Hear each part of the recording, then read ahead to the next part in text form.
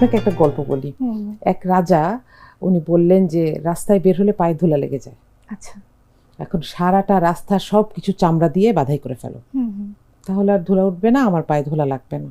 তখন এক মুচি বলল, যে হচ্ছে চামড়ার জিনিসপত্র বানাতো, সে বলল যে একটা কাজ করি, আপনার পায়ে একটা কাভার দিয়ে দিই, তাহলে আপনি যেখানে খুশি যেতে পারবেন এবং আপনার পায়ে ধুলা লাগবে না, ময়লা লাগবে না। এখন এই যে চামড়ার কাভারটা বা জুতো যেটাকে আমরা বলি, এই জুতোটা কি তাকে আটকে ফেলে নাকি তাকে ফ্রি করে? এইটার প্রেক্ষাপটটা মাথায় রাখি যদি, আল্লাহ আসলে নারী পুরুষ দুইজনকেই বেসিক কিছু পর্দার নিয়ম দিয়েছেন। কোরআনে যখন এই দুইটা ব্যাপারেই কথা বলা হচ্ছে, পুরুষের পর্দার বিধানটা আগে এসেছে। পুরুষদেরকে কি বলা হচ্ছে? যে তাদেরকে তাদের নজরকে অবনত করে রাখতে হবে। মানে কি এরকম যে তারা উপরে তাকাতেই পারবে না, শুধু রাস্তার দিকে তাকিয়ে চলতে হবে, বিষয়টা সেটা না। কিন্তু আমরা নজর বলতে বুঝি, তাই না, যে মানুষের নজরের কোন জায়গাটা আরেকজনকে কষ্ট দেয়।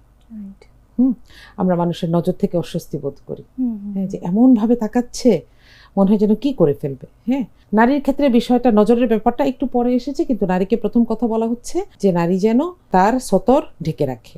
সতরের ব্যাপারটা পুরুষের জন্য ঢেকে রাখার কথা বলা হয়েছে। পুরুষের সতরের ডেফিনেশনটা আলাদা। নারীর সতরের ডেফিনেশনটা হচ্ছে মুখমণ্ডল, হাত, পায়ের পাতা ছাড়া।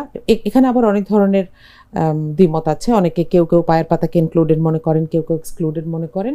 আমরা বেসিকে আসি, এগুলোকে তার ঢেকে রাখতে বলা হয়েছে। এখন বিষয়টা আসলে কীরকম?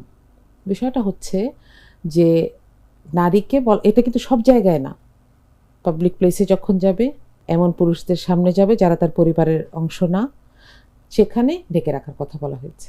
এবং এই যে পিস অফ ক্লথটা, এটা আসলে ওই যে জুতার কনসেপ্টের মতন। এটা আসলে একজন নারীকে ফ্রি করে, তাকে যে কোনো কিছু করতে অ্যালাউ করে, যে কোনো বৈধ কাজে সে অংশগ্রহণ করতে পারবে।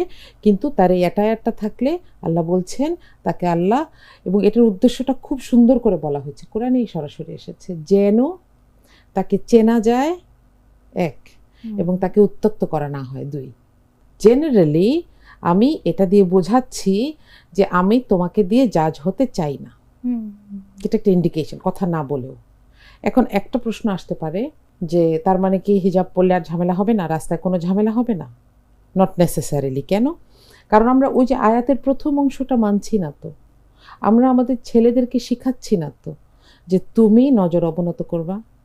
আমাদের ছেলেদের এই ট্রেনিং দরকার না? আমরা একটা ছোট বাচ্চা মেয়েকেও শিখাচ্ছি যে এখন তোমাকে পাজামা পরতে হবে, এখন তোমাকে একটু কোটি পরতে হবে, এখন তোমাকে একটা বড় ওড়না পরতে হবে। কিন্তু একই সাথে যখন আমি আমার সোসাইটিতে ছেলেদেরকে এটা শিখাবো না যে how to treat women with their eyes, with their hands, with their tongue,